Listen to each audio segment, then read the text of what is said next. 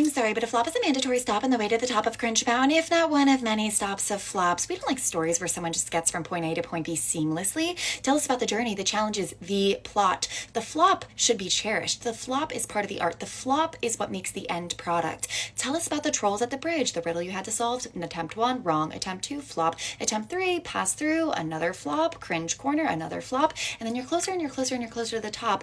Oh, but only a certain amount of people make it. Only a certain percent. Only a certain percent. And the industry's changing. The industry's changing. Now it's too late. You missed the boat. Everything's changing. Yeah, that's the same song that they've always been singing. So you might as well just try because only a certain percent of people even try.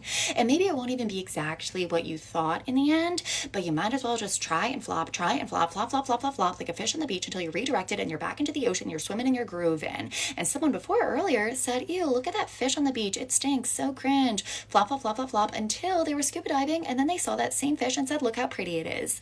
So yeah, just keep on flopping. Cherish the flop. The flop is cool. The flop is everything. At least that's what I'm doing.